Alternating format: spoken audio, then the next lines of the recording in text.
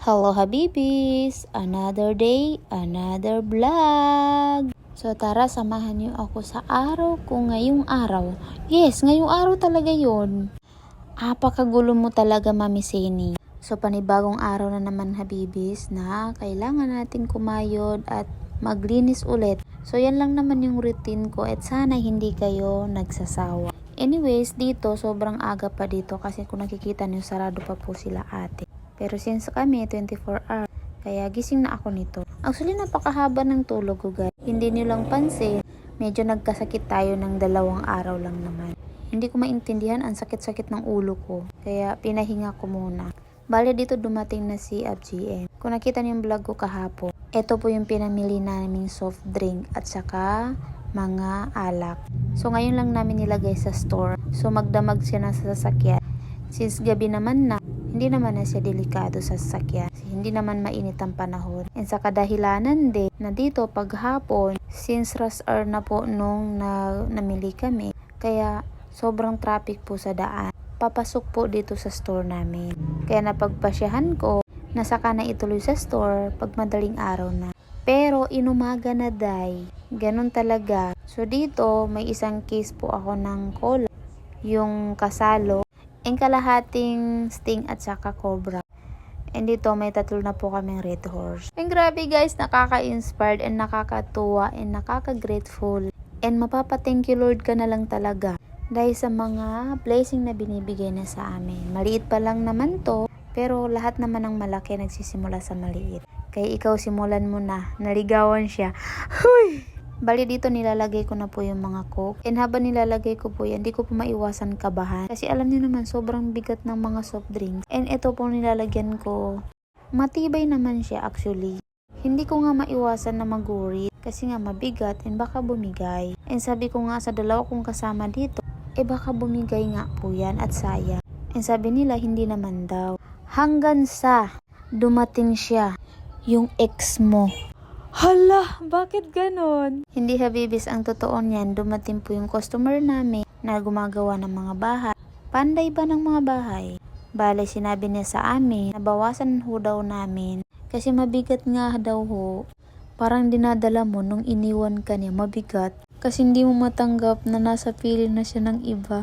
Huy, ba't ganon? Pero siya, pagpatuloy na natin to. Kung napapansin nyo, patapos na rin po ako dyan. Patapos? Madami pa sa baba. Tinapos ko lang po talaga ito kasi madami pa po akong gagawin.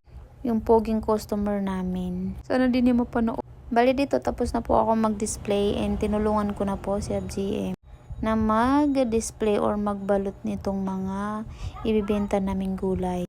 Additional benta ba? Kasi ang dami nga naghahanap ng gulay. Nung kahapon wala kaming gulay. Bali naghanap sila and naawa naman kami. Kasi nga po yung iba matatanda na. Nang hirap kaya umakyat. Kasi dito sa amin, meron pa pong parang taas, parang kurbada ba. Kaya yun, kahit kukuha naman siya mamaya sa Balintawak, napilitan pa rin kaming magbili dito sa bayan. Kasi nga ayaw namin na hindi sila nakakabili. Bali yung nakikita niyo dito sa harapan. Ito yung mga gulay na hindi nabenta.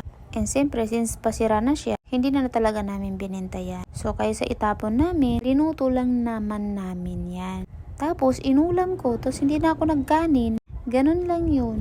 Wala kambing ang mami niyo. Sobrang hilig ko po sa gulay, lalo na yung fresh. Fresh?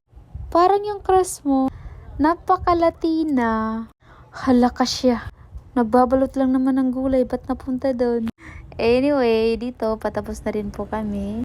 Since madami pa po tayong dapat gawin, kaya binilisan na lang po namin. Actually, lahat ng video ko fast forward. Kasi hindi ko po kayang maglaan ng oras ng sobrang dami sa pag-i-edit. Pero malay nyo, pagdating nun tayo, may taga-edit tayo. Ay, manifesting! Pero sa totoo lang, hindi ko pa talaga kayang maglaan ng sobrang daming oras sa pag-i-edit. Kaya mapapansin nyo, puro fast forward po yung ginagawa ko. And dyan pinupunasan po namin ng sili para mas presentable, mas malinis at hindi siya mag-moist. Kung napansin niyo, pati yung kamatis pinunasan po namin yan. Kasi nga gusto namin, huhugasan mo lang ba? Ba't ba nabubulol ako lagi? And since tapos na, dito naman ako mag-display sa labas. Dito ko po yan din display sa labas. Kasi dito mas madaling makita ng customer. Bali dito naman sa may notebook, yung may nakikita kayong styro. Styro bang tawag dyan? Basta kung anong tawag dyan, comment down below na lang. Diyan naman namin pinapatong yung mga pagkain. Bali kung nakikita niyo si Brad dyan, yung kapitbahay namin. Kapit store pala. Pumunta nga siya dyan kasi tinuturuan niya ako. Napakabuti ng tao na yan. Aside sa masarap magluto, mabait po yan lagi. Hindi lang tulugan, pati gising. Sabi nga niya, ganon ko daw or ganyan. Sulatan ko daw yung mga binibenta para hindi na daw magtanong yung customer. Kasi nakita na yung presyo. So, totoo naman, mas napadali yung pagbibenta. Mabilis ba? Yung pag kinuha nila, alam na agad nila yung ibabayad nila. Kasi may presyo na. Bali, sinulatan ko ng pentel pen yung mga sibuyas. Bali dito, since mahal ng sibuyas, yung malaking sibuyas is tag 5 pesos. Yung medyo maliit naman, 3 pesos. Pero soon, magbabalot kami ng tag 20 pesos. Kasi mas maganda yung madami. Bali dito, hindi alam ni Brad na naka-vlog ako. Bali sabi ko, makuha ka sa vlog. Bala ayan, tawang-tawa siya at umuwi. Sabi ko sa kanya, okay lang ba i-post ko?